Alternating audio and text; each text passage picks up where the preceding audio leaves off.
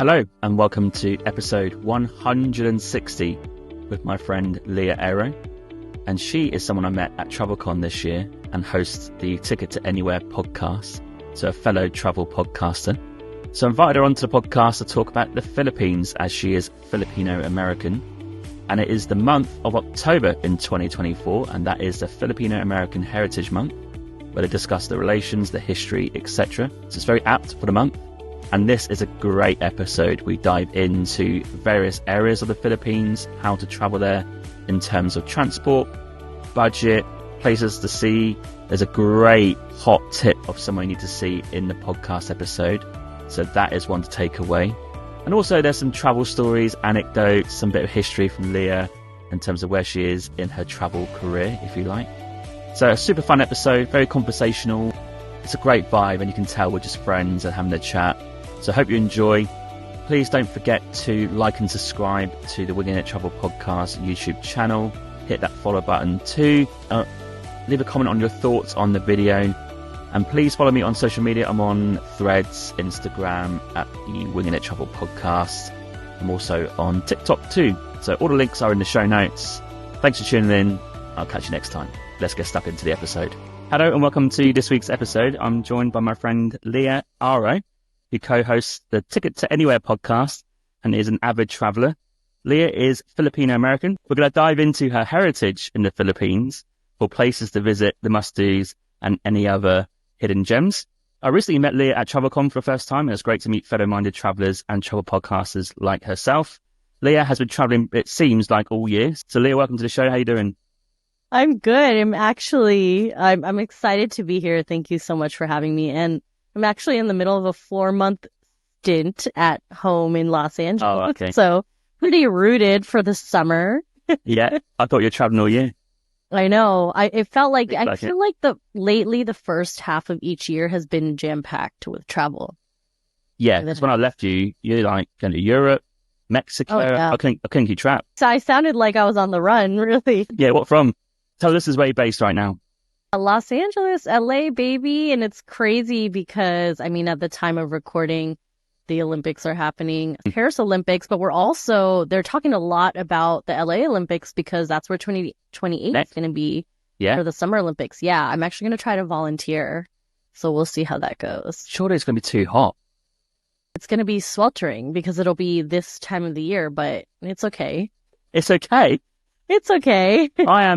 I'm suffering right now, and it's 26, 27 degrees in Vancouver. I have a very high heat tolerance, really high heat tolerance. So what is the cusp of too hot for you then? It's probably over like 105, which is like 40 Celsius. Shit bed. Wow. Yeah. That's when it gets very uncomfortable for me. Up until then, I'll be like, okay, this is like hot, hot, hot. This is like too hot, too hot. Like after 105, I'll get headaches. But you have aircon though. So that's we do because I'm in the desert of Los Angeles, the high desert. So we need it. We definitely need it. Yeah, 100%. Okay. I'd like to delve into the backstory of my guests and a bit of early travel wanderlust. So where did you grow up initially?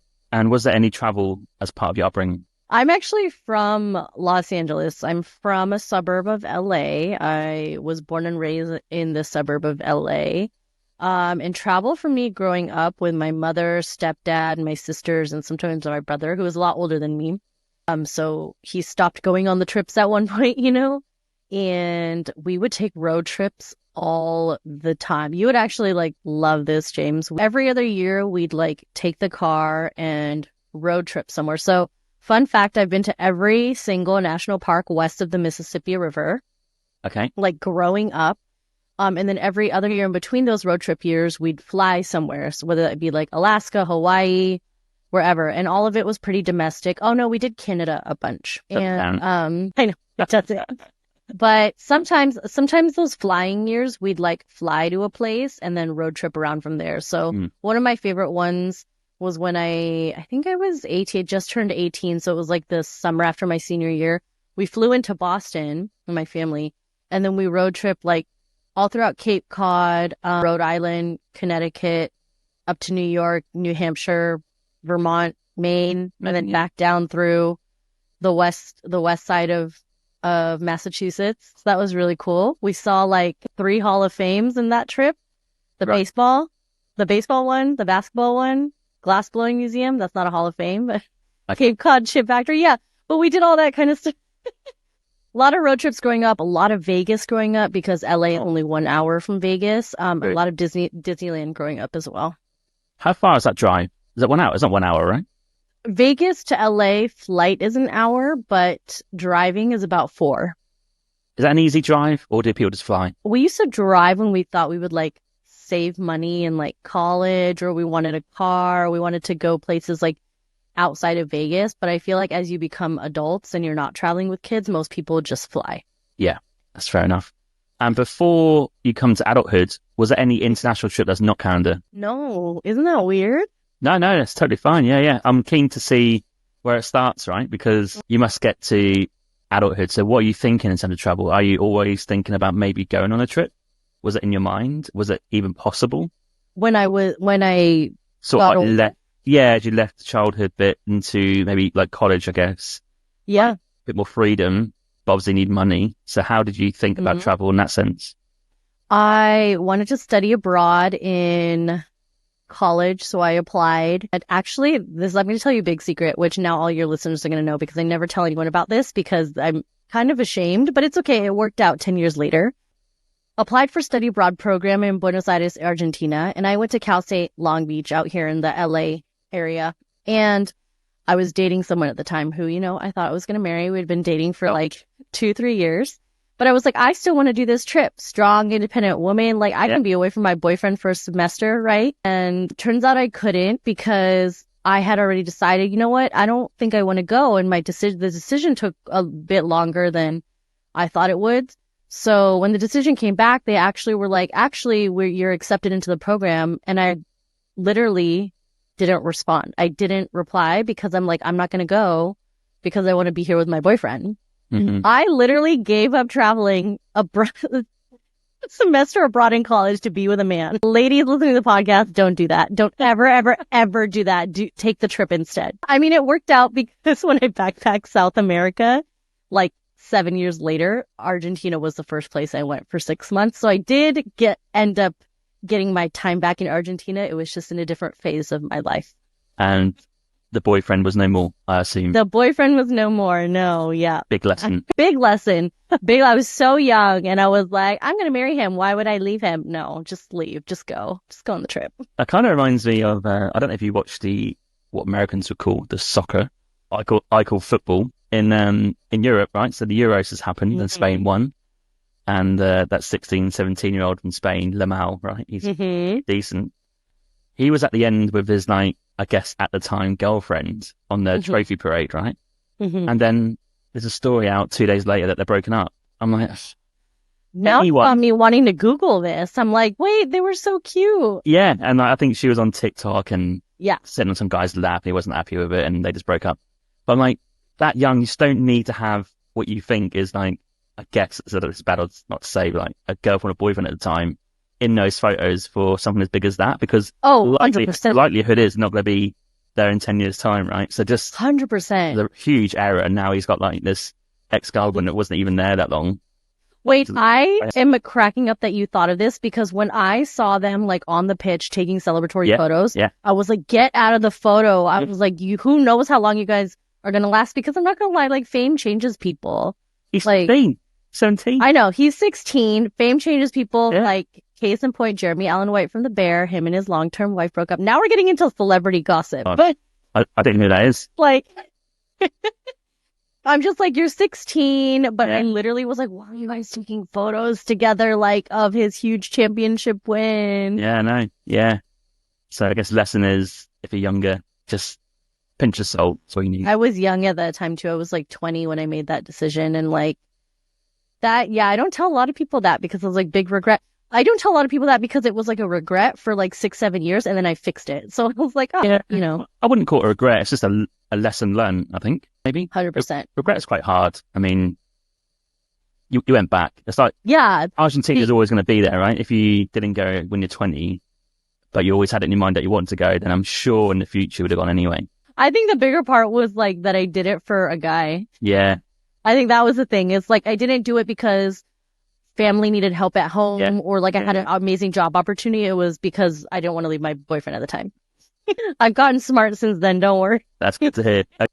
So that kind of leads me to the next question. After that scenario, was there a trip that maybe fueled the wanderlust in terms of you wanted to go further and for longer?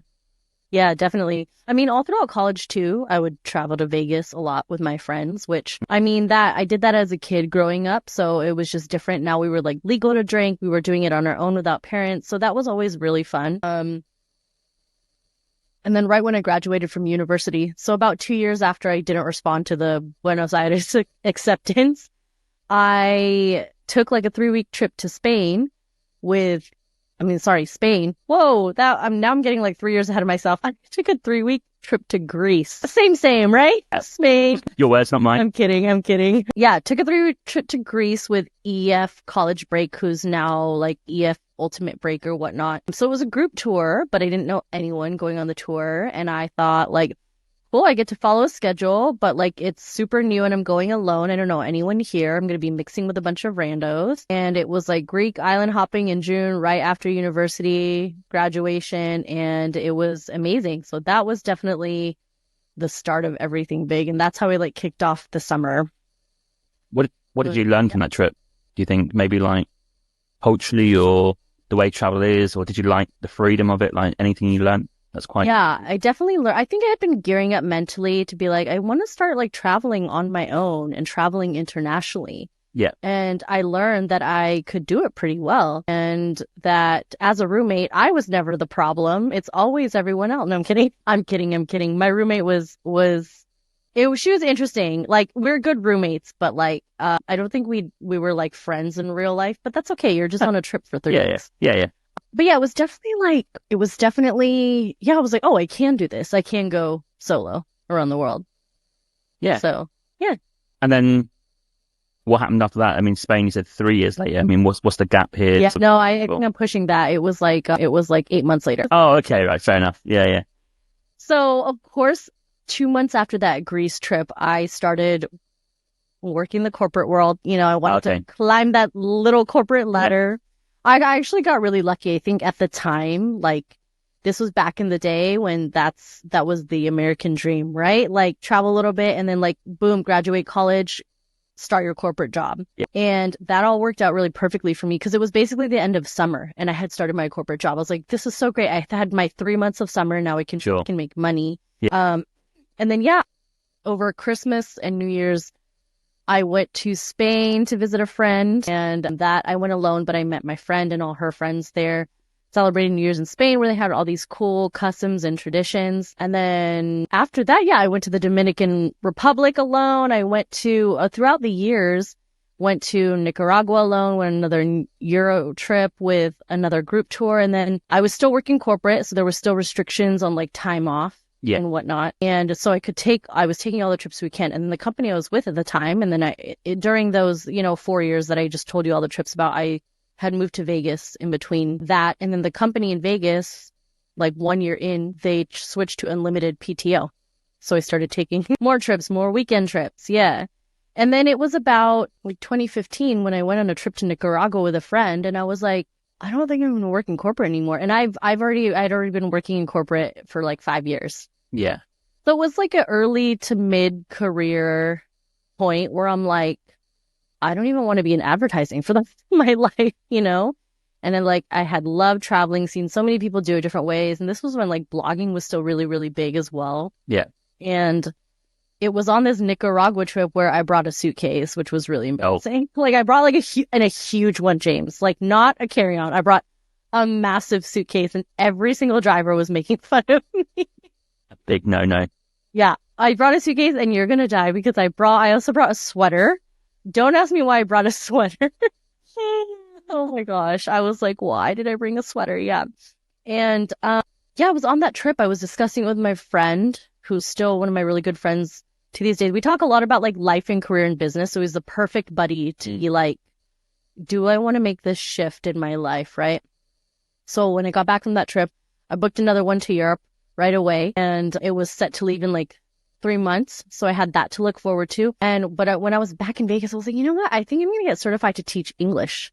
And so I spent all my free time. This was like, that year was really transformative for me because I spent all my free time getting certified to teach English. I changed my money habits because I was like, I need to save. If I want to do a year in South America and use my Spanish that I got a minor in, half my degree is for my Spanish minor.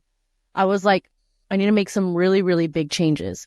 So I stopped going out a lot. I stopped shopping. I stopped doing my nails. And like, this was all stuff. I was like the typical poster child for like, over consumerism. Yes. It was disgusting. A lot of people are. A lot of people are. What? A lot of people are. A lot of people do fall into that trap, you know? Yeah. And I was young and these were, the economy was pretty solid. It was like bouncing back from the recession, right? I was young. I was working hard. I was like treating myself. I was in Vegas. But I was like, no. I need more than this corporate life and buying all these things. But like, turning that switch on my habits and like having this bigger goal of like, wait, I want to backpack South America for a year really helped me like fine tune my spending and, dialing down on like things that were important to me. So it was kind of crazy how I like shifted my life in like, it was like 8 to 11 months that, I was like, wait, I want to do this. And then luckily towards the end of me about to leave, my department actually got outsourced in Vegas. Okay. So I took that as a sign and I'm like, wait, this is a sign, right? Like this is me going to South America at the end of this year and like backpacking for at least a year, right? The first person I called is my mom and she's like, yeah, I definitely think this is like all good luck for you. So yeah, the end of that year. Yeah, I've got a few questions about corporate before we go into that year trip. Yeah. Unlimited PTO. What does that even mean? I know the phrase unlimited paid time off, but people be thinking, what, you just have time off all the time? Like, how does that actually work? Unlimited PTO as long as your manager approves your PTO. So right. So it could be never. Correct. And the problem is, and this is like the big discourse about unlimited PTO in the US is like, one, when you leave the company, they don't have to pay you out for anything. Right? Two, unlimited PTO, psychologically, it's like using kind of reverse psychology. It's like, we're going to give you as much PTO as you want and you think you need. But in reality, the workload is probably going to be so much and they'll probably guilt trip you and not actually approve half your time off that you're not going to be requesting as much PTO as you probably could. Two, like it's all manager dependent. They could be, or maybe this is like my third point, I guess, like it's all manager dependent. They could be like, no, I don't want 2 people out that month. Yeah, of course. Yeah. Yeah. And then what is the threshold? Because because I was loving travel so much during the time with that company that was like unlimited PTO, like I would request, it was almost like I took every other Friday off because I would go on like long weekend trips. Like I didn't abuse the policy, but I used it for sure. So what was the average, do you think, then, that people did get time off paid, do you think? I mean, I'm talking about like at a time. I think still people just use like their 2 weeks a year, 2.5 weeks a year. When I booked my 3 weeks to Europe, like after that Nicaragua trip, I swear that was the longest anyone in my building had taken off at once. Wow. I swear.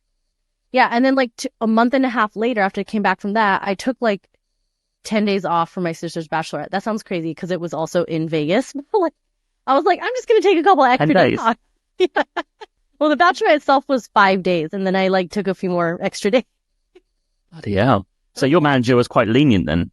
Yeah. So that's the thing. My manager was incredibly lenient. So I got very, very lucky. Also, I was in one of the departments where we were able to work remotely if we just let them know beforehand.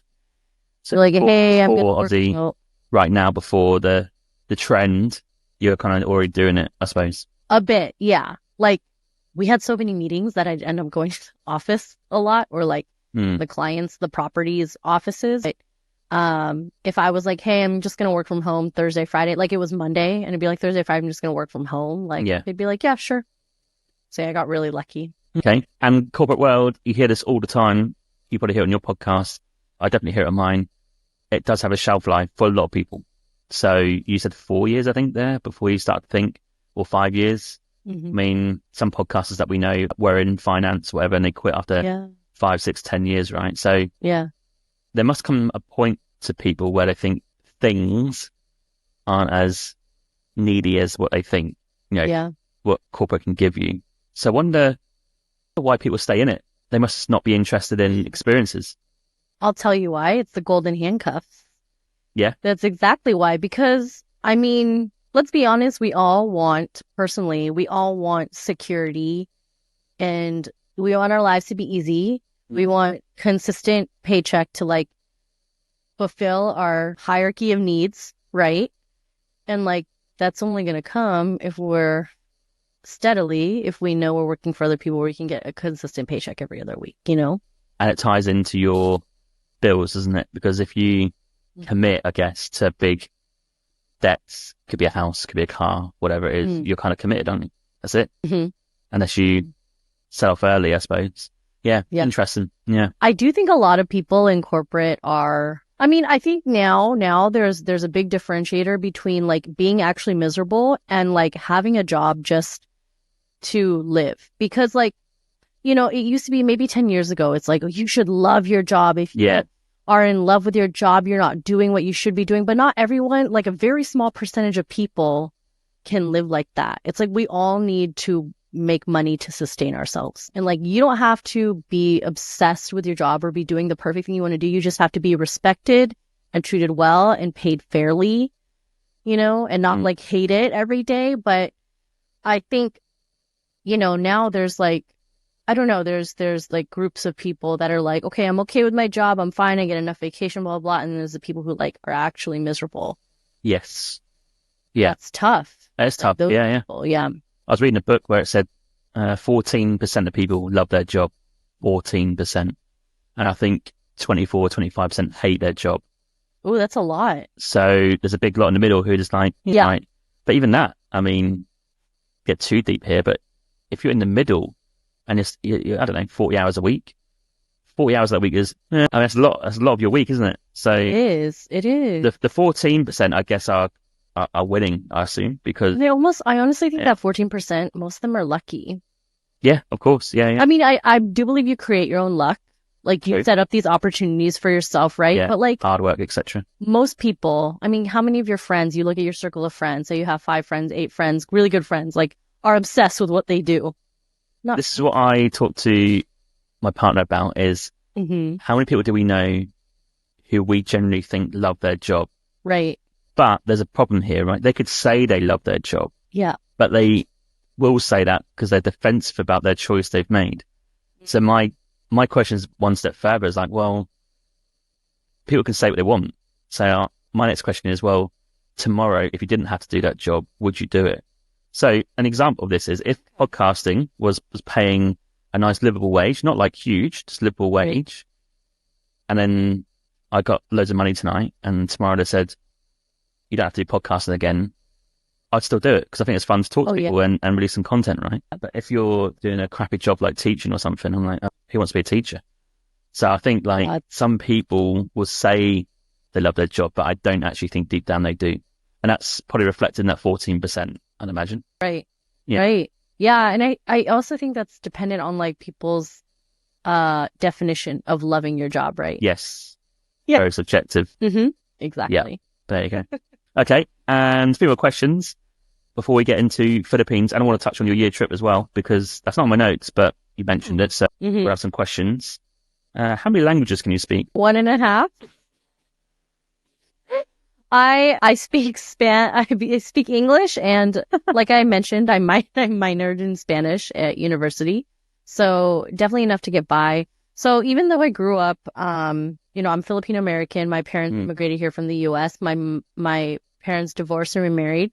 So I actually grew up in a household where only one parent spoke Tagalog, which is the national language of the Philippines. Only one parent spoke it fluently. So, and what happens, and I'm seeing this in my sister and my brother-in-law, what happens when only one parent speaks it is the kids don't really end up learning it, because it's much easier when both parents can speak it, so then everyone in the house can speak it. So my siblings and I didn't learn Tagalog growing up, which I think is really unfortunate. It's really sad, but I will say, I mean, we'll get to this later, but everyone in the Philippines speaks English, so it's and quite Spanish? easy to get around. Or not? No, just English. Yeah. Okay. There's more on the Spanish colonization later, but Sure. Yeah, I definitely speak way more Spanish than I ever will Tagalog. And like people are like, do you want to learn? I'm like, listen, I'm in my mid-30s. You know how hard it is? And I don't even have a full grasp on Spanish, which is my second language, right? I consider it my second language because I literally know maybe like 10 words in Tagalog. I cannot string a whole sentence together. Yeah. And I'm just like, I'm in my mid-30s. You know how hard, and I'm just not, what do they call them? Polyglot or Yeah, polyglots. I'm not one of them. It's hard for me to learn languages. I'm like, and everyone in the Philippines speaks English. So what, this sounds so horrible. I hope I'm not, making any Filipino-Americans out there ashamed, but I'm like, what is the point of me learning when it's only going to cause me tears and stress? Again, another thing I read, I don't know if all this is bullshit I'm reading. Apparently, language is a classic example. To learn something new, so it could be language, it could be a sport, maybe, whatever. I think where it starts getting really difficult is 33, 34. Right. I think I'm past that. I'm just past that as well. So I'm like, oh shit, like it gets harder now. So I think I believe that must be something to do with the brain function, right? Where it becomes a little bit harder. But maybe that's an excuse. I'm not sure. But maybe. My Spanish is not brilliant, but I need to get a move on because Central America in November I'm gonna need it. Spanish for me is a fight or flight response. Like I swear it turns on. And I think so as well. I agree. If you love the language, like I feel like we'd be similar in this. Like if you love the language, I feel like it'll just turn on for you. Yeah. So me and my friend had this sort of experiment really in Spain a few years ago, where I would say he learned more Spanish and knew more and could understand like the sentences and what that means. But I was a bit more bolder, so I would maybe be a bit more brave in speaking to someone and maybe even understanding the response. Whereas he's a bit more shy with that. Yeah. Like he afterwards could say what he said, but in the time, it's like, well, I need it there. I need to know now. Like, so, I just started like getting 10 sentences together. And like, if I ask a question, what are they going to say? What are the possible words I might recognize? That's how I learned it. Yeah. I feel like you learn faster if you're like you versus your friend. Yes, because it's more real life. You know what I mean? Yeah. 100%. 100%. Yeah. And I think, well, I don't know about Spanish speakers in Spain, but my experience with Latin America is like they really appreciate you trying, which I like. So, so you'll have a great time in Central America because they'll love that. They'll be like, "Ooh, your Spanish is really good." I swear to you, they'll say that. Okay. Well, I need to do some more learning, I think, just to get a few questions under my. Get on the Owl app. Owl app. Okay. Duolingo. Yeah. No, I don't know because their sentences are like, the cat went to the library. I know. When are you ever going to use? It's always pointless, isn't it? I understand maybe it builds up, but like I want to know what he's going to respond to and ask him, like, is this bus going to San Salvador? What's he going to say? Well, probably C or no. Because I'm planning to take like public transport and stuff in El Salvador over land. I'm going to need to converse in Spanish, right? So I need to start learning some sentences or relearn them. I know some words, so it's fine. Yeah. I feel like when you're it's so like traveling so nice because you need to know like directions, names, foods, numbers. Foods on the menu. I'm good at foods. Pesas. Atún, which is tuna. Mantequilla. Exactly. Pupusa is where you're going for sure. I think it'll all come together for you. Yeah, I'm not worried. You said that story about you and your friend in Spain. Like you already have a willingness to be more, outgoing about it. I think you'll be great. Yeah, and I think my only advice, I'm not a polyglot for any second, right? But in their response, because I think that the real hard part is not actually asking the question, is the response. Oh, of course. Because they're going to understand what you're saying and give you a response, right? And it could be a sentence you've never heard of. But you just need to latch onto that one word and just quickly think what that word is. And I think once you know that, it makes it easier. So, or you can just, when they have their response, you can just have Google Voice on to capture what they said. Yeah, I'm looking forward to it. I'm looking forward to the challenge. Yeah, it'll be good. Okay.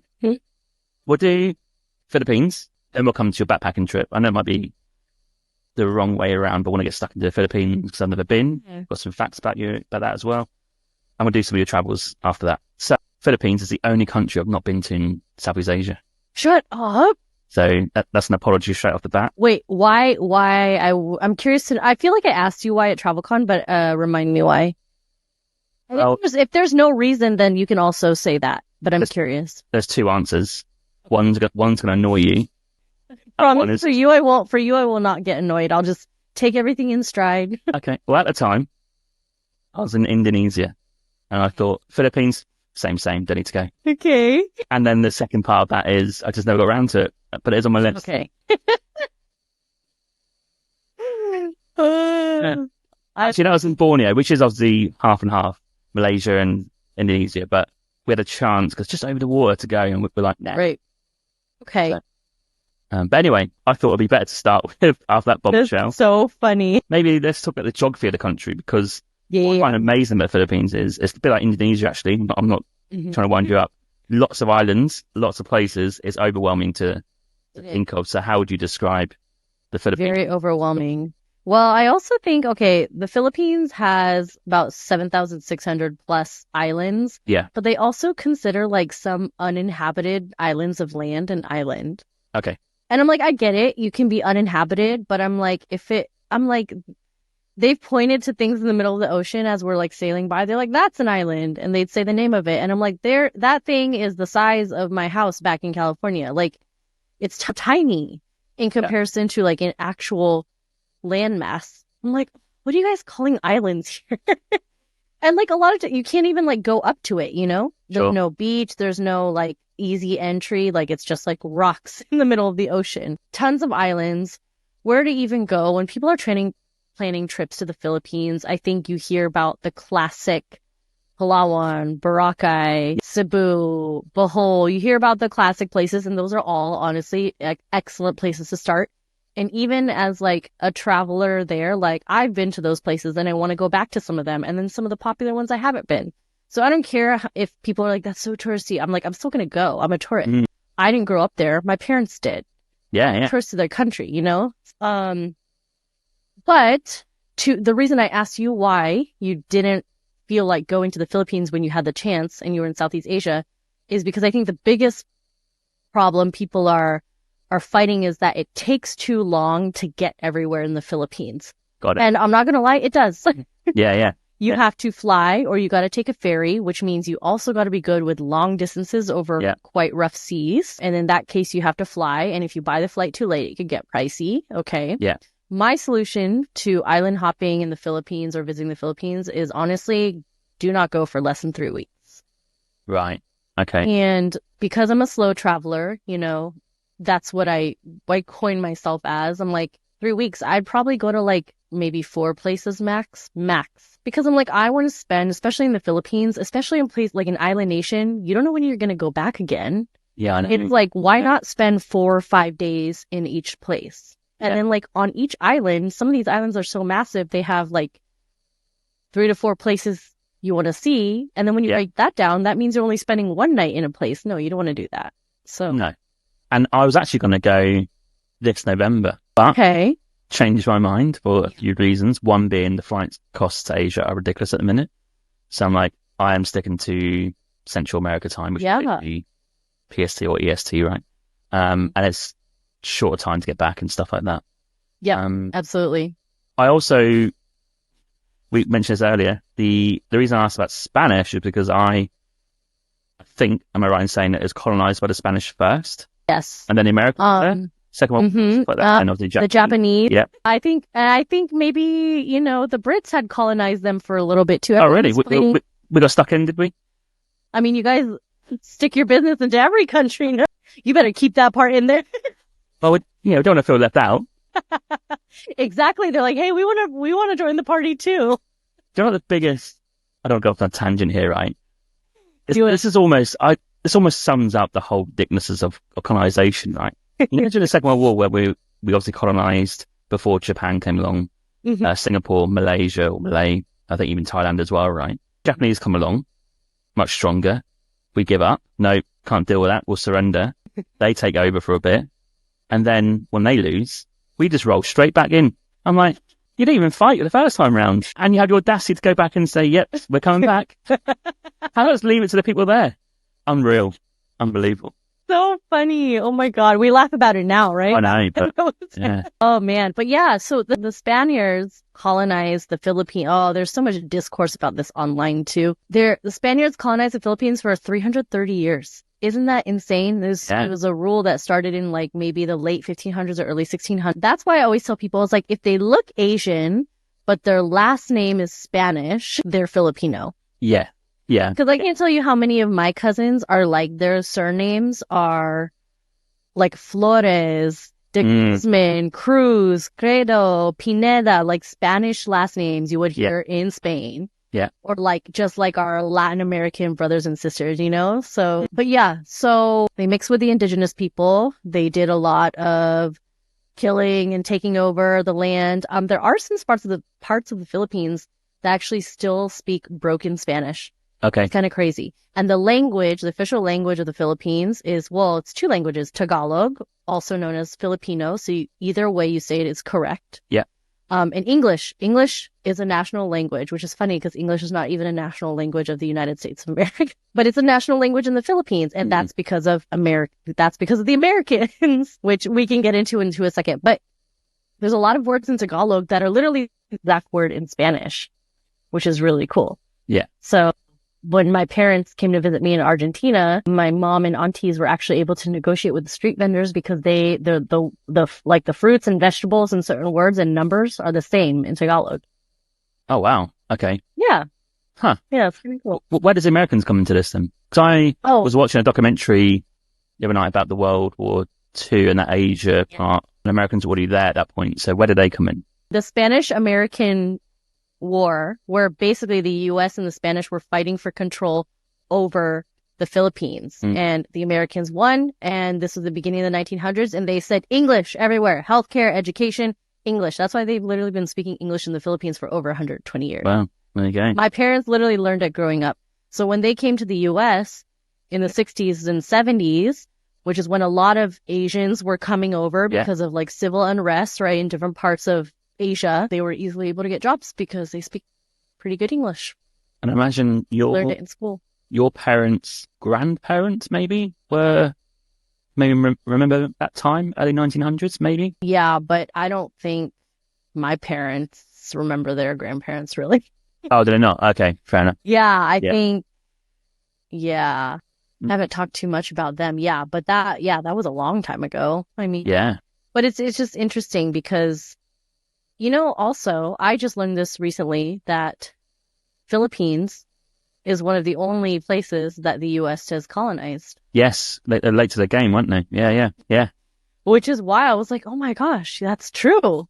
So there's really there's really still strong connections, if you will, between the U.S. and the Philippines. And now we're getting into like the history part of it, but there was like, there was agreements to like bring a lot of nurses over from the Philippines to the U.S., which is you'll see a lot of, it's like a joke that a lot of Filipinos in the U.S. are like in nursing, but that's like same as UK. Not over as yeah, of course, exactly. Yeah. So, but yeah, there's like the connection there. It's interesting because when I go visit the Philippines, like everyone can speak English. Oh, crazy. There you go. It's easy to get around. So based on travel portion of this conversation, that's great because if you're an English spoken traveler, you're not going to have any problems with language. Nope. I want to get to the first place that probably most people are going to get to is Manila. And Manila gets a bit of a bad rep sometimes. A lot of people say don't bother staying there. It's busy, it's dusty, it's whatever. What's your opinion on Manila? So I've only been to Manila once. My last trip last November, I actually didn't go to Manila. My parents are from Manila, which is funny, but it's changed so much and it's grown so much. Yes, it is ranked #1 in the world for traffic. And honestly, it is a little dangerous in some parts, but what big city isn't? It's just you stay out of the, kind of the more dangerous portions of the city. They literally tell you don't have your phone out, don't have your jewelry out. And yeah, I kind of try to avoid it, to be honest, because the airport is also a mess. So when I fly to the Philippines, I try to fly in and out of Cebu, which is in the Visayas. Yeah. Right. There's 3 different regions in the Philippines. Manila is in the north, which is called Luzon. Luzon is the region. Cebu is in the middle portion called the Visayas, which is where most of the tourists go because that's the beautiful beaches, the limestone, the white sand. And then the south is Mindanao, which used to be occupied by like local terrorists, but it's a bit safer now, but still has a reputation. So they tell tourists there's actually a warning on the south of the Philippines, like a level 3 or level 4, Yes. don't go, which is funny because I've been, but I didn't go alone. I went with my stepmom's family. So I wouldn't go alone. I've been, but it's a little easier for me because I look full Filipino. I mean, I am full Filipino. They just don't know that I can't speak the language. So when we go to the south, everyone tells me to shut up, don't talk. They do. They're like, don't say a word. We're going to do all the talking. And I'm like, But why is that? because they're going to hear that I'm like speaking English, or if I can't speak any Tagalog, which I can't, they're going to hear that I have an accent and they're just going to know. But why is that bad? They just don't want to, I don't know, though. It's like having a target on my back. Wow. They'd be like, oh, she's like whatever the Southeast Asian equivalent is of like a gringa. Okay. Right? They're like, oh, she's a Westerner, she's a foreigner, she's got money, she's got all this, you know. But yeah, Manila is interesting. This is my one of my biggest tips about the Philippines also.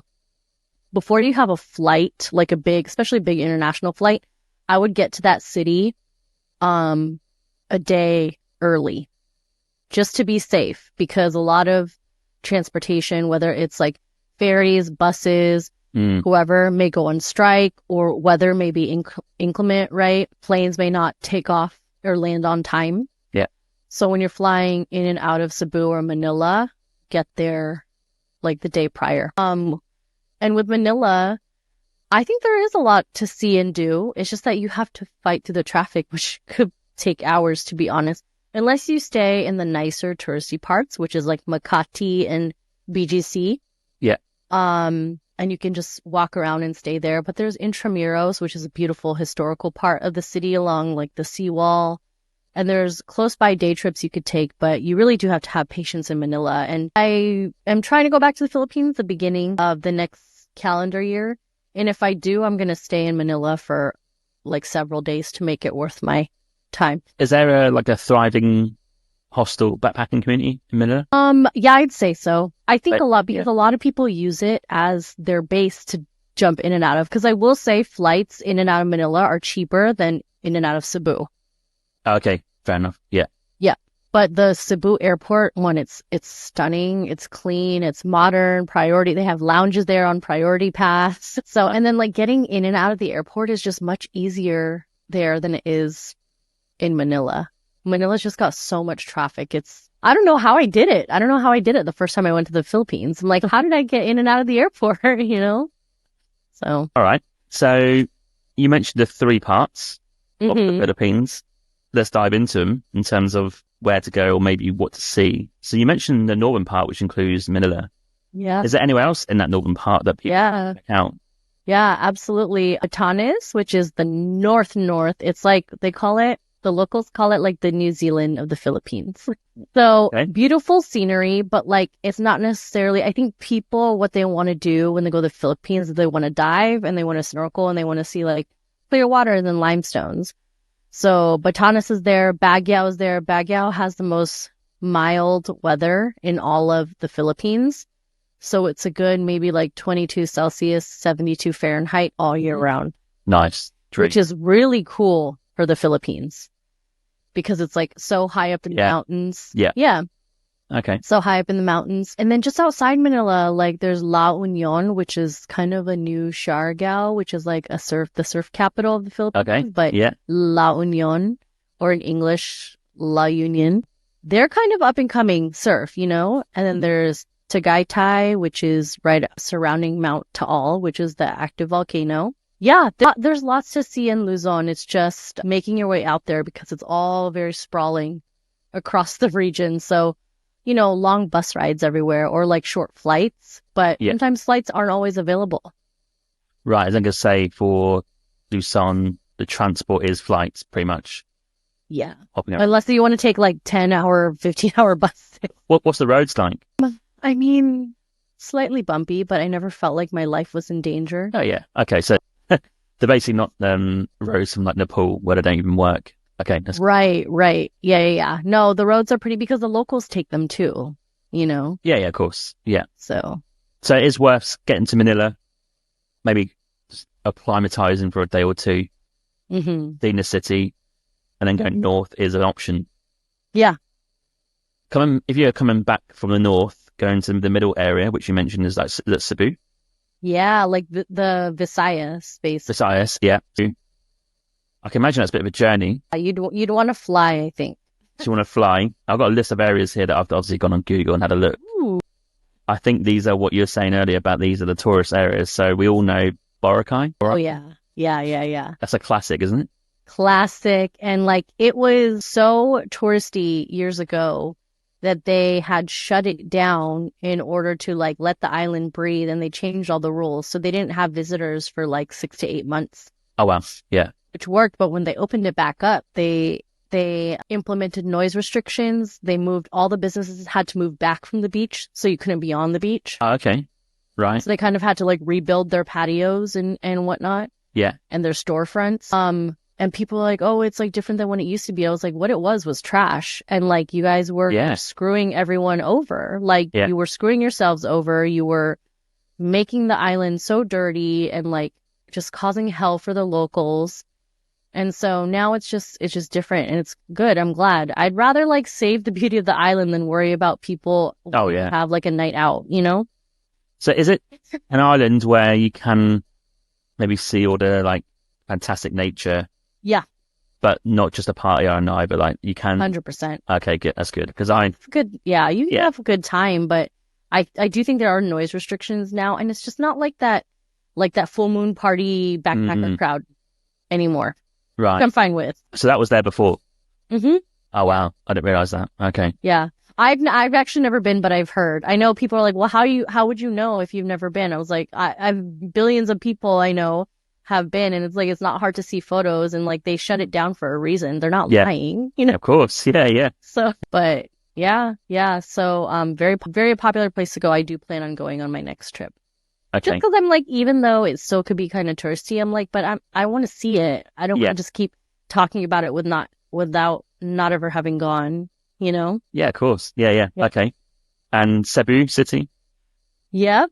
Cebu City. I love Cebu City. They also have a temple of Leah up there in the hills. So if you guys ever get out to Cebu City, you can go visit Temple of Leah. It was like a guy that dedicated it to his wife. I was like, wow, I just need to find a man to build me another Temple of Leah.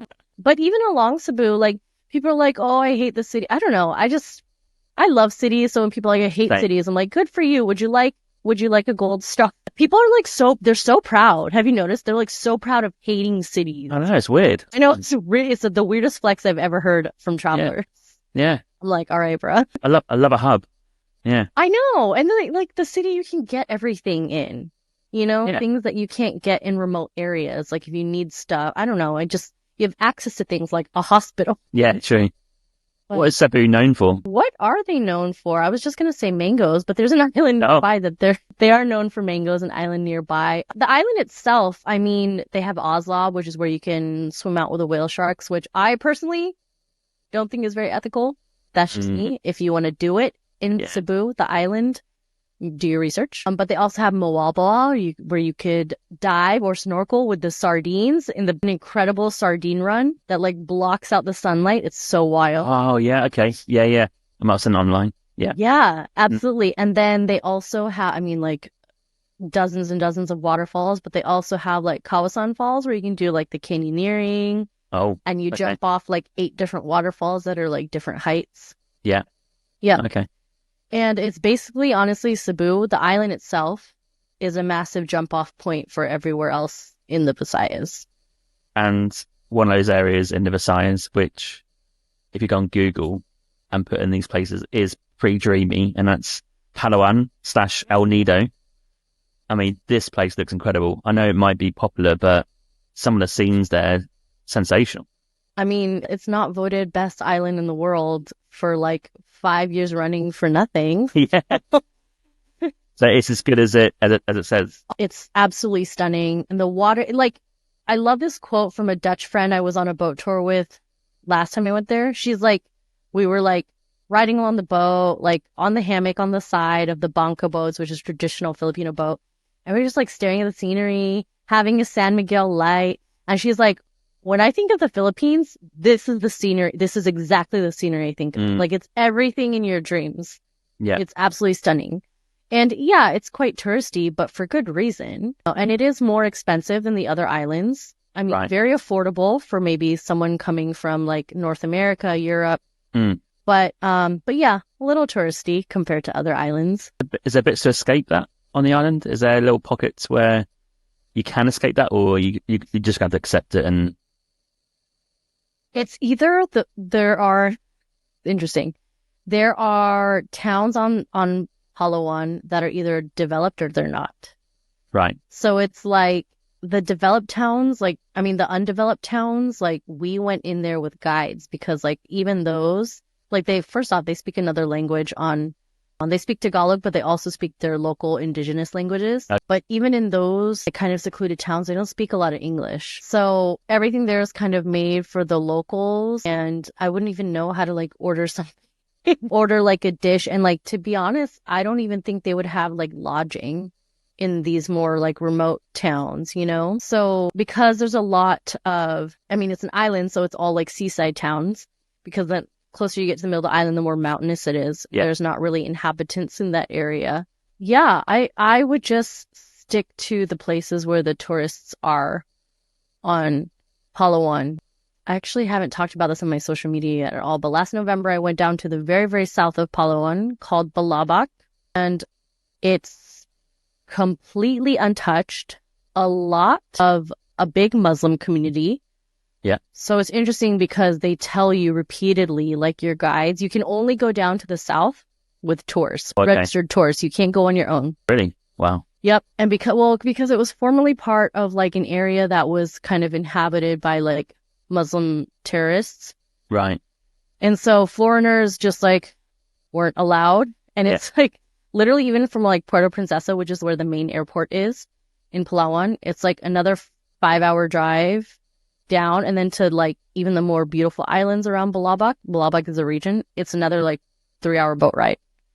Oh, So wow. I did this and really incredibly untouched, like, but there, I was like, I feel like this was Thailand like 30, 40 years ago. And I feel like Balabac is going to become the next big thing in the next like 10, 20 years.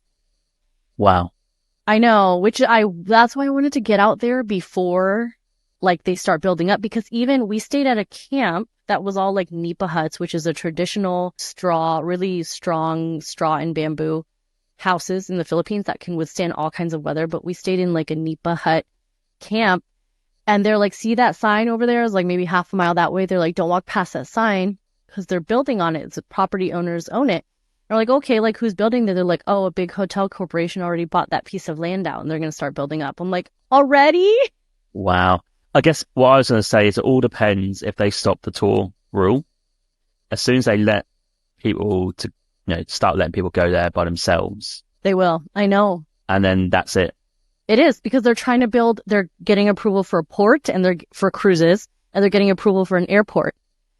I know. And I'm like, oh my God, I need to get in. And honestly, if I go to the Philippines early next year, I think I'm going to do another tour. I want to do another tour down there. Okay. That's great to know. People are like, yeah, I need to go now. I know, for real. I'm like, I want to go now because I want to be able to say like, oh, I was here before they even broke ground on a single hotel. There's no, you stay with families, you stay at tourist camps that are very like controlled to one area. Oh, but it's crazy. Like the rules, they're like, you have to cover up, especially the women. Like, do not walk out with. I was going to say, yeah. They're like, no bathing suits. Like the men they didn't really care about the men, but like the women, like you can't like fully cover up. They're like, you can uncover your head, that's fine, but like shoulders, knees, chest, everything has to be covered. And I'm like, and they would hammer that into us. Okay.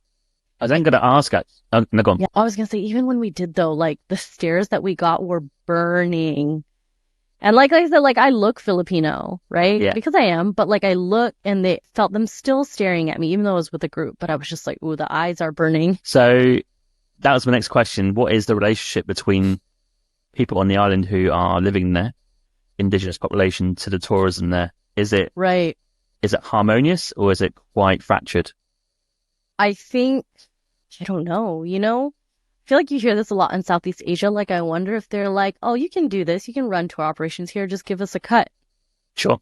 Yeah. I don't know. They that could very well be the case. And to be honest, like for a 3-day tour, like everything included, right? Besides alcohol, 3-day tour, transport, meals, activities. I paid like $250 US, which sounds really expensive for the Philippines. Mm-hmm. But I'm like, well, if like the locals are getting cut into it, of course they're going to raise the price, you know? And like, if you can't do it on your own, then what choice to do? Yeah. What choice do you have?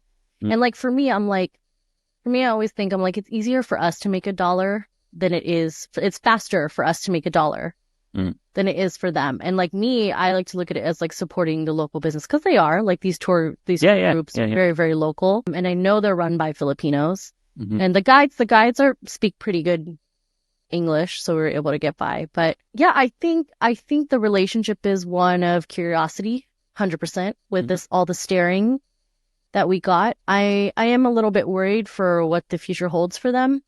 You know, I just think once you start building, it gets Rations start coming in. Yeah, I know. Yeah. Wow. But yeah, get out to Balabac if you can, but you got to go on a tour. And it's like idyllic, untouched. Oh, it's stunning. Like sea turtles, beautiful island. Like it's just it's peaceful. Oh my gosh, it's so beautiful. Also, I didn't realize this. I didn't learn this until last year, that Palawan sits on a completely different tectonic plate than the rest of the Philippines. That's why they don't get the same weather. Oh, wow. The Philippines gets. Yeah. Don't know. Yeah. Crazy. That's mental, yeah. Also, what's mental about that place is the difference between the southern part you just described to the northern part. Yeah. It sounds like polar opposites, which... Oh, yeah. I don't know the geography that well, so I don't know how big this place is in terms of the island, but for an island, I think that's a bit crazy, right? That it is. North is completely different to south, like completely.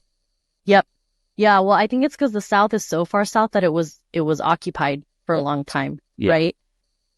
But I really love Palawan, and I say, you know, I spent an extra, I'd say maybe 6 days on Palawan just to take that 3-day tour, because there was a different storm that came in, so it pushed our tour date a day late. So I'm like, okay, well, I'll book another night in the hotel, and then they tell you we got back like 2 hours late on the day we're supposed to get back. So they tell people we don't recommend booking anything for that night. So I stayed another night. So I'm like, if you're going to go to the south, stay at least 5-6 days, because you'll need that to adjust for timing. So that's the thing with all the Philippines, is like, you never know, like weather out of their control, right? If the Coast Guard's not letting boats out, no boats are going to go out. And that's what happened. Like the first night, they're like, we cannot go out tomorrow because the Coast Guard said, official notice, no boats can leave. Yeah, that's fair enough. Okay. Yeah. And what are some of your favorite activities to do on the island?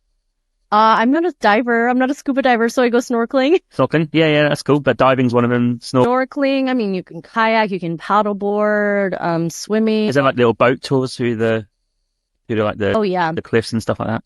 Yeah, 100%. Yeah, they have a lot of day tours that do that also. And like a lot of the day tours have lunch provided. They'll provide, you know, fins and snorkels, and a lot of them are like lunch provided and like alcohol provided, or you can like bring your own if you wish, you know? Yeah. And then they have like these cool vendors that ride kayaks and boats, and they'll serve you, like, if you want to buy beer, like coconuts from them, they'll like ride up to the boat and like you can transact with them. Yeah. It's really cool. Really cool. It's like truly like island life, but I know people are like, it's so touristy, but it's just unlike anything else. Like, I feel like the only other place you can see limestone structures and infrastructure like that is it Thailand? I haven't been. The one bay that has all the beautiful... Hai Long Bay. It's in Vietnam. Is it? Yeah, Yeah, been there twice, yeah. Okay. But that is super touristy. I mean, I know there's a big thing in it about tourism and over-tourism. I get it. But I went 5 years apart, and the first time I thought, okay, fairly busy, quite a few boats. 5 years later, high-rise buildings everywhere. I'm like, what is going on here? This is completely different to what I saw. So I've done two types of tours. One, if you're younger listening and you fancy a bit of a party, you can get dropped off at one of these islands and just stay there for a night, and it's just you with no one else apart from your group, and you just do some activities like rock climbing or beer. It's free on the beach, or just drinking beers, whatever. That's more of a party vibe, if you like. It's called a castaway tour. It's appropriately named. Yeah. And then the second time was more of a mature experience on a nice boat, nice accommodation, older crowd, little quieter. A little quieter. You can do some activities, of course, out to sea, but you're staying on the boat on an island. Oh, okay. You have two options to do that. You can head. I'm always so torn between still being like a crazy backpacker and then just. Yeah, I know. Tell me about it. It's that age. We're the same age, aren't we? It's like, what do you do? I literally am like, I want to go have fun, but I was like, I need everyone to be quiet by like 11 p.m. though. Yeah, I think that's gonna be me in November. I'm like, yeah, I'm not for a beer, but like midnight. No, 100%. I feel like I was like, I want to party until like midnight, and then I turn into a pumpkin at midnight, and I'm like, I'm ready to. I need 8 hours up next day. 100%. Okay, sidebar. Like, I've been looking into going to Panama, and then like, have you been to Panama yet? No. Hey, yeah. Just a quick one. I just want to say there are many ways to support this podcast. You can buy me a coffee and help support the podcast with $5. Or you can go to my merch store with the affiliate link with TeePublic, where there's plenty of merch available to buy, such as t-shirts, jumpers, hoodies, and also some children's clothing. Thirdly, which is free, you can also rate and review this podcast on Apple Podcasts, Spotify, Podchaser, or Good Pods. Also, you can find me on social media on Instagram, Twitter, Facebook, and TikTok. Simply just search for Winging It Travel Podcast, and you'll find me displaying all my social media content for traveling, podcast, and other stuff. Thank you. Because you know how they have like Bocas del Toro, and they have, what is that Friday? They have that Friday. I don't know. I don't know much about Panama, actually, if I'm honest. So one of the party islands there. Not San Jose. No, one of the Filthy Fridays in Bocas del Toro.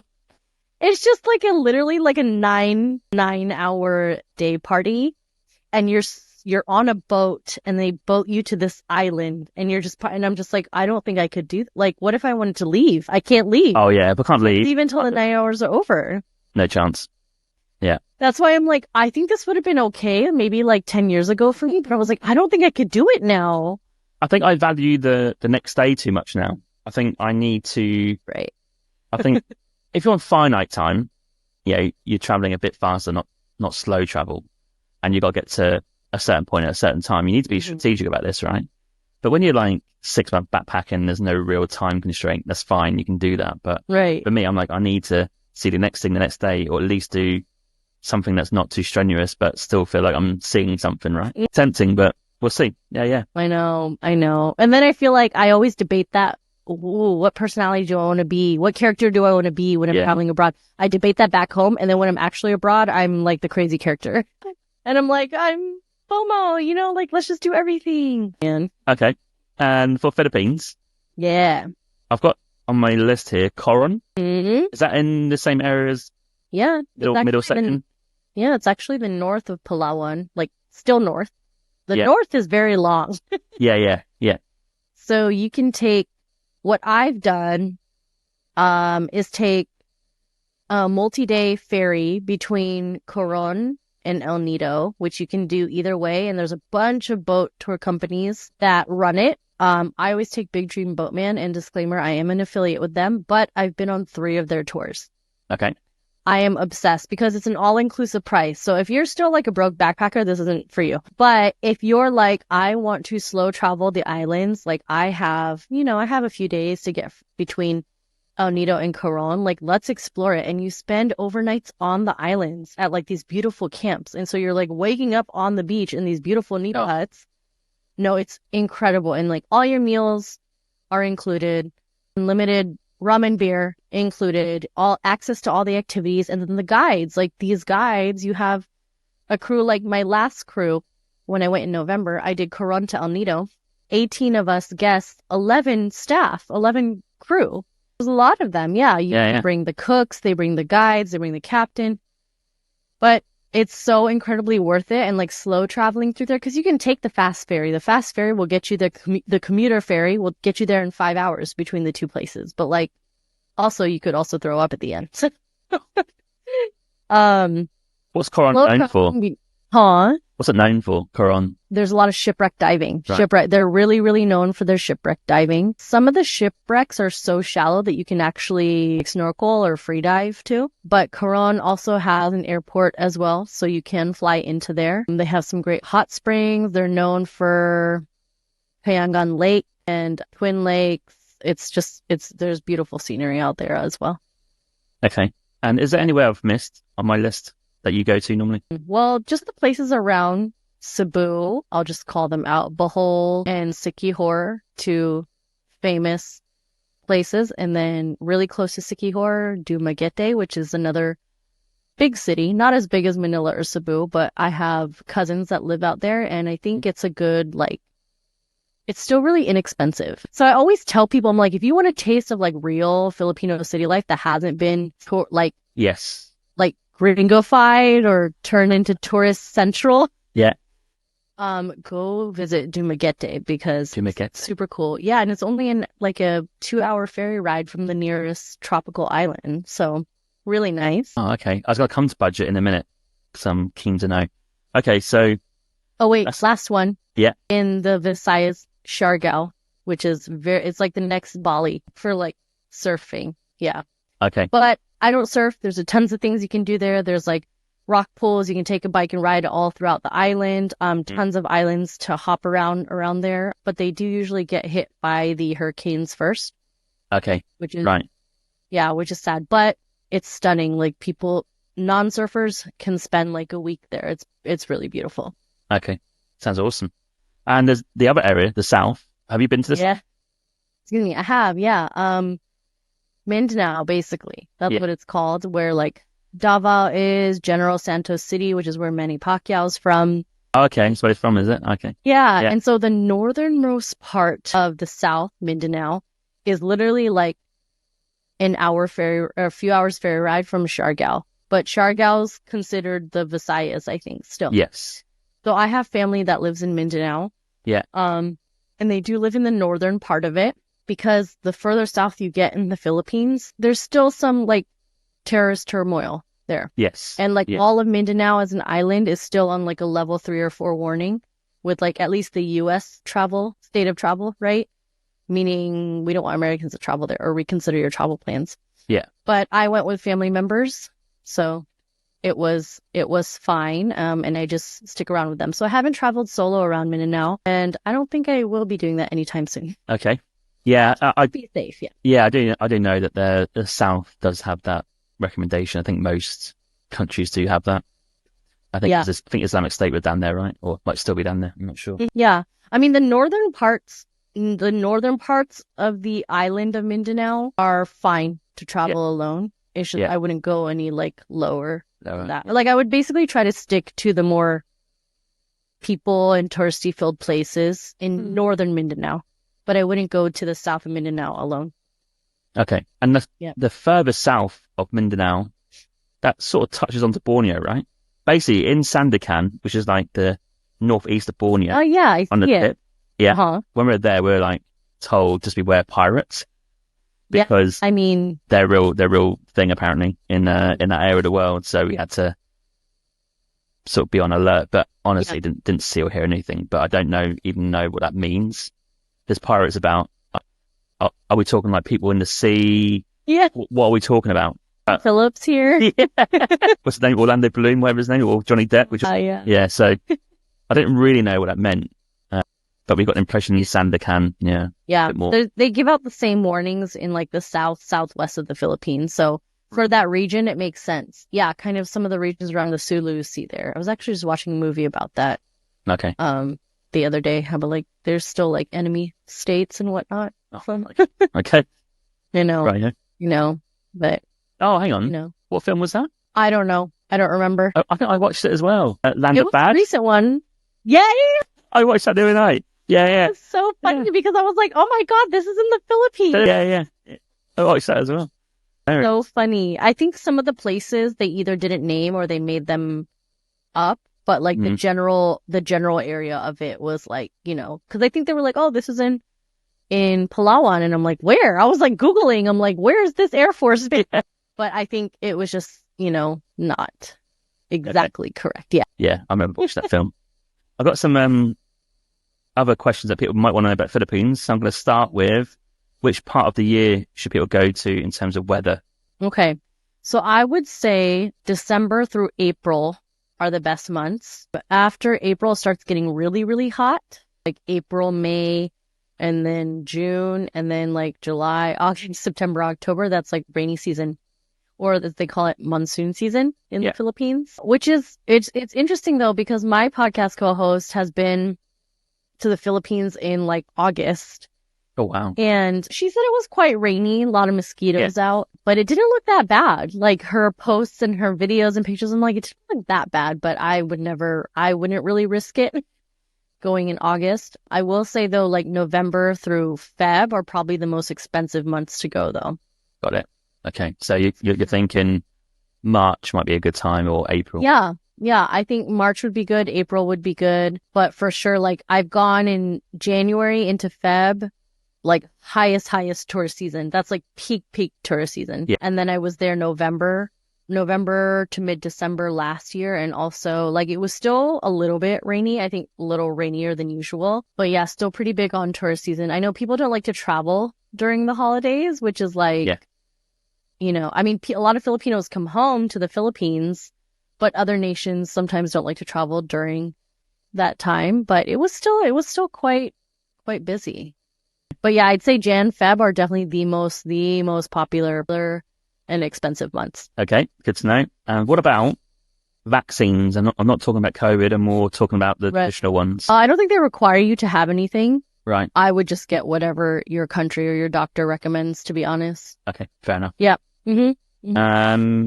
Budget. I've heard... Whatever you've heard is probably correct. Well, I've heard that Philippines is one of those weird countries where it can be as cheap as the next country, but you can obviously spend high-end, luxurious prices. Sure. I'm thinking for the generic backpacker budget, I assume it's pretty good. Yeah, so I would say I stay in shared dorms, but I stay in like nice hostels. Yes. Yeah. Especially because I'm like older. I'm like, I want like a clean, vibey, just like something that brings me peace and it looks good, you know, so you know like what the state of it is. And to be honest, I would say they're between like maybe 12 and 25 per night per bunk. Okay. US dollars? Yeah, US dollars. Okay. Mm-hmm. Which is I mean, like, no, it's not. That's the thing. So I think what people hear about the Philippines is that it is one of the most expensive, like, Southeast Asian places to visit, to travel. Oh, in terms of the area. Yeah. Okay. Yeah. No. And then like the fact that you have to like take a boat or a flight every day, people are like, that's expensive. But I would say when it comes to like price per meal, like street food, and price per bunk in a dorm, and price for a beer, for like total backpacker budget, it is quite pricey. Like compared to Thailand, Vietnam, Cambodia, Laos, right? Yeah. But yeah, and you know, the time between like the second time I went and the first time I went, like I felt like all the dorms had doubled in price. So it's like, I mean, it's, I just feel like for us, I was like, paying $18 a night for a dorm bed in a really nice hostel in El Nido. But I was like, 18, like people would gawk at that in other places in Asia. But for me, I was like, oh, it's a great hotel, super social, rooftop, really vibey, really great rooms, air conditioning, hot water, you know, like all these things. I'm like, 18, what's 18? But I also think it's like, I'm in a different place in my life too, where we're making more money. Yeah, you know, it's a weird one, that, because my mind's still stuck in 10 years ago. So when I hear $18 US with pounds, like, oh, it's only £15 a night, but Canadian dollars like 25. I'm like, shit the bed. But I think, like, do you know what? In this day and age, from my trip last year, I just think it's a thing now. I don't think hostels are as cheap as they used to be, and the gap between a hostel and hotel is not that big anymore. If you can get certain hotels at a decent cost, right? So I just think maybe there are other places that are a bit more dive that you can get like a $5 bed in a dorm, I'm sure. But yeah, it's interesting to hear that. Yeah. I imagine the cost would be a lot for hopping as well. Just unless you stay in one place in Palawan, or an island or whatever. But if you want to go to 4 or 5 places, that is a ferry or a flight cost, isn't it? But I mean, no, you're right. But like when I've planned 4 or 5 places, I understand. I'll do some research, kind of time it out.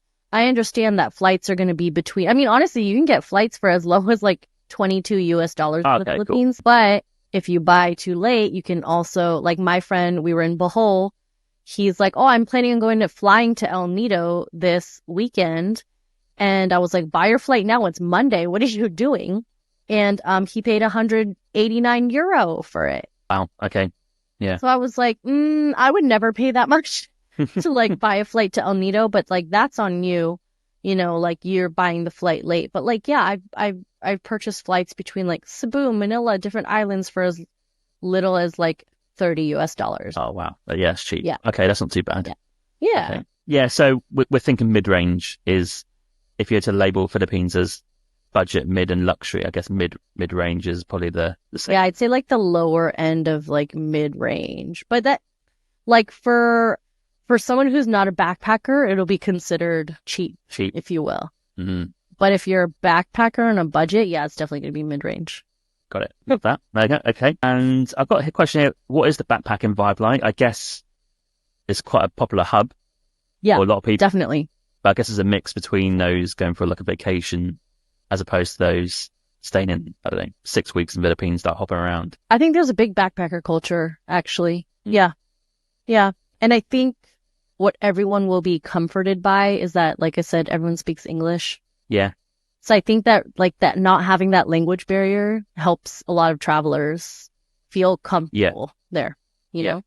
Yeah. We mentioned safety. Now, big one is food. Yes. Okay. Have you heard anything about Filipino food? No, I'm in the dark, so you're gonna have to teach me. Okay. So you've never had it either? No. Oh my God. Wait, you're in Canada. You know how many Filipinos there are in Canada? Do you know what? There's Filipinos everywhere. Yeah. And wherever. but I've never had Filipino food, I don't think. Yeah. Okay, I'm going to have to go for some this weekend now. Yeah, I mean, also, you're in Vancouver. There's so many Filipinos there. You'll easily be able to find a Filipino restaurant. Easily. Yeah, that's my task this weekend. Okay. So Filipino food is interesting because it's a mix of like Malay, Chinese food, like indigenous. I believe it's meat heavy. Yeah.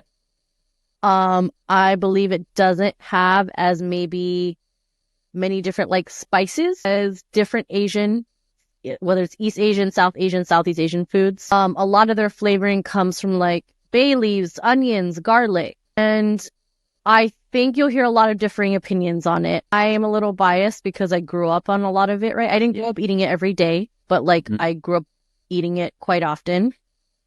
And I have my favorite dishes, pancit, which is like the noodles that are pretty famous. Lumpia, which is basically Filipino egg rolls, which is really famous. There's the lechon, which is the roasted pig, which is like at celebrations, it has the apple in its mouth.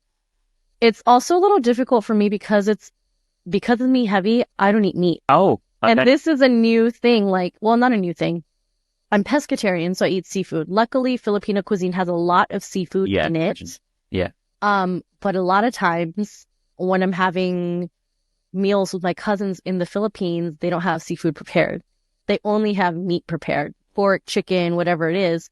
And I don't eat any of that. So what happens is I end up carb loading. Right. So growing up, I ate the meat, but then I gave up. I stopped eating meat minus seafood 12 years ago.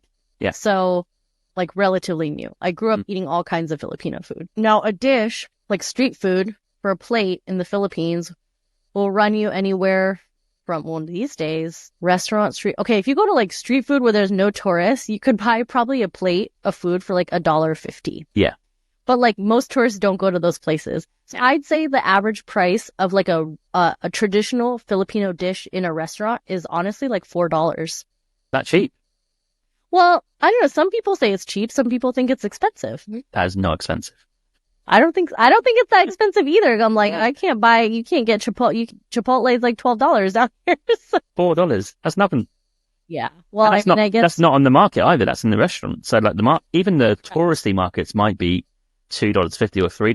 Mm-hmm. So yeah. Yeah. I think people have a very tunnel vision view of what Filipino food is. Right. They think it lacks flavor. They think it's oily. And yeah, some dishes are. Yeah. But, it takes trying. And there's 7,600 islands. It takes trying different regions' cuisines. It takes being open-minded to trying new dishes that may not be mainstream Filipino, if you will. And yeah, just being a little bit more open to discovery. Is there a country it aligns to in the area? Is it more Indonesian than rather Thai? Is it more Vietnamese or Japanese? Is there any particular country, or is it kind of on its own in terms of like? I think it has a lot of, I'd say, yeah, like Malaysian and Chinese influences. I like that. Yeah, there's like, a lot of meat dishes, but there's a lot of noodles, there's a lot of rice, a lot of seafood dishes as well. They make one new favorite dish of mine is ginataang calabesa, which is like pumpkin or squash in coconut milk. Oh wow. Yeah. Which I love. Oh, yeah. And I know. put that over rice and whatnot. But yeah, I think there's a lot of good stuff in the Philippines. You just gotta try it all. Yeah, I think all those different islands, right? It's got to try. Oh yeah. Yeah, their street food or whatever, Mhm. local food. Okay. I think that's all my questions for Philippines. Have I missed anything? No, I don't think so. You covered all of it. Yeah, definitely the basics of what people want to know. Sure. Okay. Let's talk about your podcast actually next and all your things that are going on. And then we'll finish on your year trip in South America and my quickfire travel questions. That's what we're going to do. Oh yeah, for sure. Ticket to anywhere. Let's start with that. Yeah. So how long have you been going for? And tell us what you're doing. We're going to be 5 years in January, in just a few months here. We want to provide travelers with a more travel-filled life by giving them tools, tips, gear, videos in order to help that and to help people understand that you don't have to go far to go on vacation, right? Travel is discovering your own backyard and having an open mindset. But 3 types of episodes. Me and my co-host Trizzy will do a duet episode where, we're the experts. We'll also do guest interviews where we bring in subject matter experts. And then we do destination episodes as well, where we focus on a single destination. So we've done Bali, we've done Finland, we've done South Africa, we've done just working remotely in London. We have a few on Southern California. Upcoming, we'll have a 2-part series on Trizzy's trip to China, where she ran a half marathon on the Great Wall. Oh, wow. Okay. Yeah, that'll be really amazing. But yeah, it's been a lot of fun. So we're on, YouTube and anywhere you can listen. How often do you release an episode? We have episodes every other Wednesday. Okay. Yeah. Great. And let's talk about your LA flight. Yeah, LA in Flight is me. So me and Trizzy have our own brands as well. We've been friends since university, which is a long time now at this point. Yeah. And, we wanted to start the podcast because we had such a wealth of knowledge that we wanted to share with others. And we're I think we can help others out too. I like lending our voices. Yeah, that's how Ticket to Anywhere was born, but I'm LA in Flight. So I talk a lot about slow travel, coffee, views. I call myself your resident rooftop and coffee guide. You would love this, James. Because I'm always having the list of where to go, what coffee shops to visit and drink and work from prepared before we even land in a place, right? I'm I got all the bookmarks, guys. I'm ready to go. When you introduced yourself at TravelCon, which was before me in this little group setting, you mentioned that you do travel podcasts and you travel, coffee, views. I'm she's just saying what I'm going to say. Whatever Leah said, that's what I am. Yeah. You're that's my intro. You can't say that. Well, we just have the similar interests, right? Exactly. I'm exactly like them. Yeah. Definitely coffee is a mainstay. Definitely a view. Obviously traveling anywhere. Yeah, it's very similar thoughts, right? So I have a question. Do you, because when people ask what souvenir do you get, I buy bags of coffee. I buy beans or I buy ground coffee and I bring it home with me. I used to buy T-shirts. I don't do that anymore because when you go to a few countries, there's a lot of T-shirts. Yeah. I just don't wear them. Yeah. So I stopped that. And the only other thing I would buy is coffee. If I'm in a cafe, independent, not a mainstream one, and I love the coffee, I will buy some beans and I'll get them chopped up. And if I'm traveling for a long time, I'll send them home. But if I'm if I go to El Salvador in November and I go to a coffee place, I'm I'll have some of those beans. I'll just carry them with me. Yeah, I was going to say you better buy coffee in Central America. Yeah. 100%. That is my souvenir. Yeah, I got, my friend went to New Zealand and got me a birthday present, which was coffee from a place called Supreme Coffee. It's in Wellington. It's probably one of my favorites in New Zealand. And she brought it back for me. So I'm itching to try it. So I'm biding my time, just trying to not drink it so it's there, so I know it's there in the future. I can't bring myself to drink it. Yeah. Oh my gosh. Oh my goodness. You're good. But But yeah, LA in Flight. So I am a content creator, a podcaster. I'm an event manager by trade. And now I'm an event director for one of the biggest travel conferences in the industry, which I'm really proud and excited about. But I'm also a new travel agent with Fora as well, helping people book their travels. And I'd like to specialize in Latin America and the Philippines, but I, won't deny people if they want to come book any other country. Is that new? With me or talk about traveling.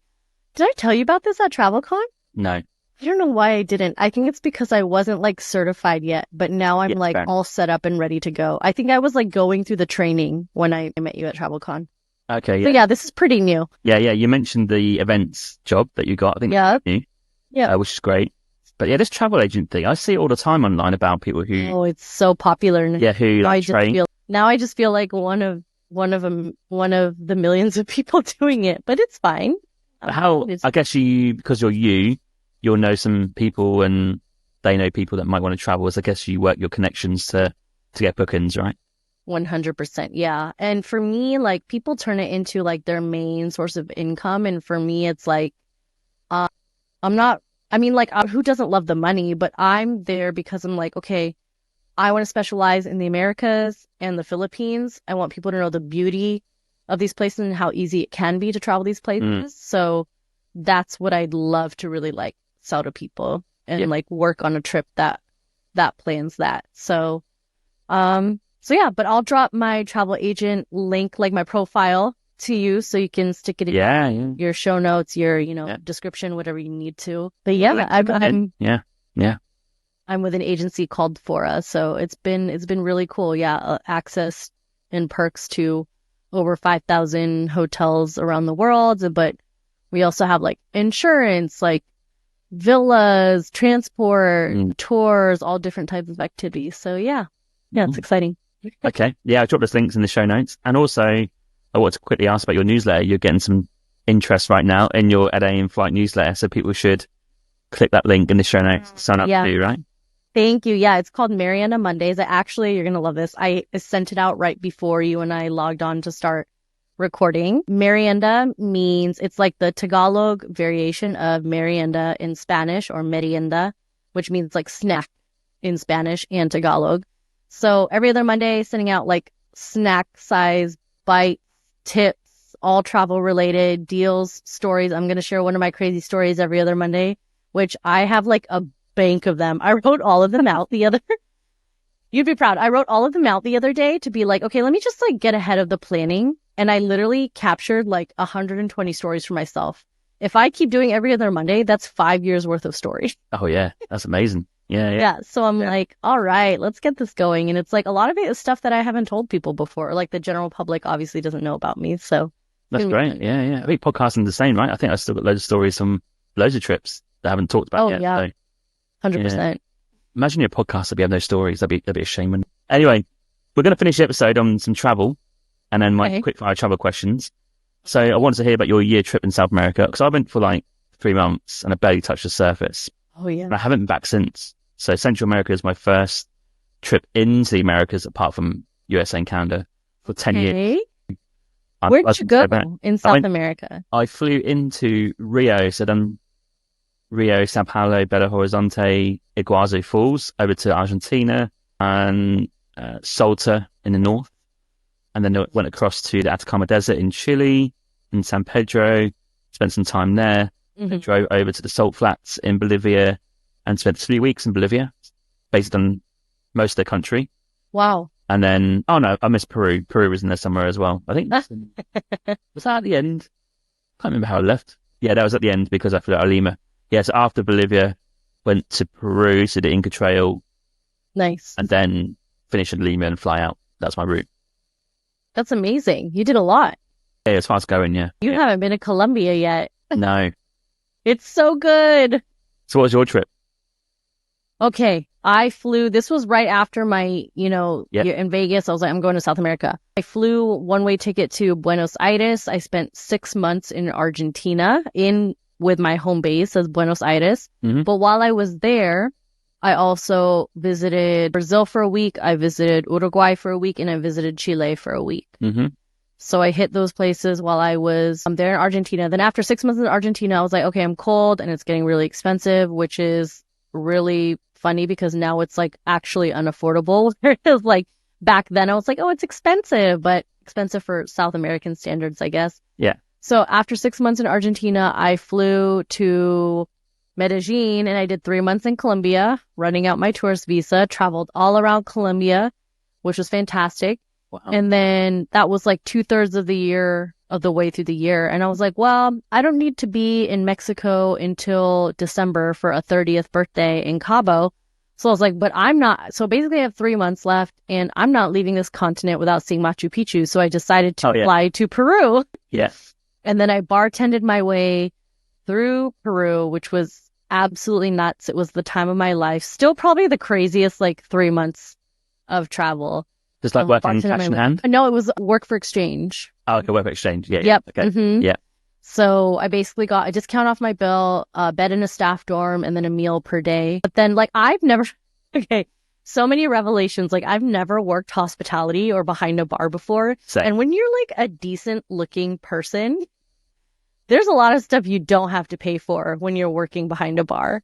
So like, I feel like 6 weeks in Argentina, and I would like flirt with all the guys, like whoever, or not, so 6 weeks in Argentina. I meant 6 weeks in Peru. I probably spent about, including Machu Picchu, my trip up there and everything, accommodation, everything I was spending outside of the hostel. I think 6 weeks in Peru, I spent $600 because I was working for exchange. Wow. That's like nothing with all the drinking that I was doing. $100 a week. Yeah, you take that. I know. So it was like the wildest experience of my life. And it taught me a lot. And there were some times where I was like, I don't know how people work in hospitality because I was basically doing it like I was doing it under the table, work for exchange. But Yeah.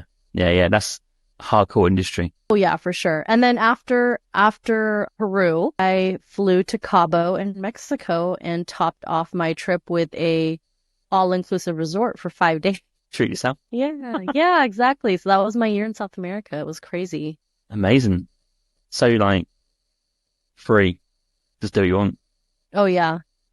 No, it was incredible. And I mean, like you can't recreate it at all. And I was at a stage in my life where all of that was like appropriate and fun. But I'm just like, I'm not even the same person I was back then, Yeah, of course. I feel like I don't think I could do anything like similar to that right now. I'd be like, there's no way I'd survive. No way I'd survive. But it's nice to just have those like memories from that time there. Oh yeah, we always like go back to nostalgia, don't we? Yeah. Okay. And what's the plans for this year?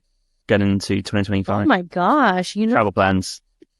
Travel plans? A bunch of domestic travel in October, and I believe heading to Disneyland over Thanksgiving, which will be fun, but also crowded. And then maybe a side quest trip to Valle de Guadalupe, which is wine country in Mexico. Yep. But other than that, no crazy plans. Well, you have been traveling all year. You went to Europe for like 6 months. I have. I know. And then I was like in Taiwan. I was in Vegas. I was in Disneyland. I was doing so much. I was doing the most. So. How did you find UK, by the way? Just out of interest, as I'm from there. Oh my gosh. Well, I loved it. And I think we chatted a bit it was my first time out of London besides Glastonbury. I went to Oxford and went to Brighton. Yeah, classic. And Oxford was so cute. I even got a sweater. I purchased a sweater that says Oxford. University. And I realized, and then I realized that no one at Oxford reps Oxford University. They all rep their college. They rep like Christ Church and and New College. Like they don't rep. No one has a sweater that says Oxford University. Only tourists. Yeah, no, 100%. I was like, ooh, look at me, like went to Oxford. And then I see people walking around and it's like, no, Christ, they rep their individual colleges. And I was like, okay, well now I feel like a dummy for big ass like Oxford sweater. It was so cute though. And Brighton, oh my God, killer weather. It was incredible. We got so lucky. It was beautiful and sunny, probably like 20 to 21 degrees. Oh my God, it was stunning. London itself, I swear it's got more expensive than the last time I was there 3 years ago. Sure. Yeah. Ridiculous. But I love London though. You do, don't you? Hate me for that. I do. I love London. It's just so like, I get so much energy from the city when I'm there. I'm like, the city. I like cities, but do I like it? don't think I do. You say you're a big city. You like some big cities. Which ones do you like? I love like New York. Okay. People are like, oh, New York. I'm like, no, one of the best cities in the world. I don't care what anyone says. I love Tokyo. I love New York. Oh, Tokyo. I haven't been yet, but. Have you not? Okay. I love Bangkok. Okay. It's a favourite. I actually love Rome. I know some people don't like Rome. Rome's great. What do I mean? Okay, you don't have to like London. Yeah, I don't think I will say that. Yeah, I think in America, well, I don't mind LA. Yeah. Have you been through LA? Yeah. Okay. Yeah, I don't mind it. Depends on where you are. I don't know. We have a lot of cons. We have a lot of pros here. I was going to say cons. We have a lot of pros here. And Vancouver's all right where I am now. Is it a big city? It is, but I don't think it is in a real sense. Okay. Well, not as big as like, yeah. But Vancouver's still considered a big city. Yeah. Yeah. So, okay. Yeah, they're the cities I love, I think. I swear I've missed one. Oh, Rio. Love Rio de Janeiro. Yeah. Oh my God. Rio is massive. Yeah. Love that place. So, yeah, big city guy. Okay. Cool. But London, maybe because I lived there. Maybe. Yeah. I feel like it's because you like, that's where you go back to, you know? I just find it stressful. I just don't enjoy it. You don't think LA is stressful? No, it is. Yeah, it is. No, it's true. Okay. We've got some quick fire travel questions to finish the show with. Let's do it. Right, quick fire, whatever comes to your mind. It's travel question time. Top 3 favourite countries. Philippines, Colombia, and Australia. Top 3 favourite cities. Favorite cities, you're killing me. Medellin, Nido, Cape Town. Pro that one. So nice. 3 countries you've not travelled to that if tomorrow no money's an issue, whatever it is, you can go anywhere. What 3 countries are you going to? Okay, Japan. I haven't been to it. You'd be surprised to hear I have not been to a lot of countries. So Japan, Tanzania, that's how you pronounce it, right? And just down there. Okay, fair enough. If you could live in a country for a year, where are you going to live? Okay. Taiwan. Oh yeah. Do you know what? I could do that. Yeah, I loved it. I was there for 6 days in March and I freaking loved it. I didn't even leave the city of Taipei. Taipei, another great city. Okay. Yeah. Oh yeah. Taipei. Duh. Unreal. Okay. And top 3 favorite international cuisines. Okay. Japanese, Korean, and Lebanese. Okay. And are you a sunrise or sunset person? Because the vibe like totally changes and it's so vibey. I love it. Okay. Take a shot every time I say vibe. It's too late now. End of the podcast. I'll cut that bit out and put it at the start. Right. What about if you could sit anywhere in the world with a cup of coffee and just watch the world go by for a day, where are you going to sit? It's probably in a beach town in the Philippines, like El Nido or Coron. Okay. Which I've actually done that before. Is that cheating if I've already No. Okay. El Nido or Coron in Palawan. Yeah. Right. Okay. Favorite landmark? Can be nature or man-made? I'm not ready for these questions. Ooh, Table Mountain in Cape Town. Yeah, that's a good one, that. Oh, beautiful. It's not bad. Which country's got the best coffee? Ooh, okay. I'll one-up you with this. Best coffee culture, Australia. Oh, yeah, of course. Yeah. We don't even talk about Australia. I know. Oh, my gosh. I lived there for a year. That could be a whole other podcast. Yeah. Next time. We'll compare notes. Yeah. I had one question. I can't remember what it was. What was it? Yeah. Has there been anywhere you traveled to? Can be 1 or 2 or 3 places, whatever you want, that you didn't like? Dallas. Sorry, I have friends there. Dallas, Texas. I don't like you. Let's see. Is it sad that that's like the only place I can think of right now? Yeah. Let's go now. Dallas. Keep it at that. Yeah. That's on my high list to go to, actually. So it's interesting. Wait, it's high on your list? Yeah, in America. Why? I just want to go to Texas. Okay, pick a different city. All of them. Going to all of them. Road trip. My goodness. What is the best country, in your opinion, for the budget? Like a budget backpacker or budget eating? Yeah, all of it, where you save the most money, where it's like you can live like a king. Or queen, should I say.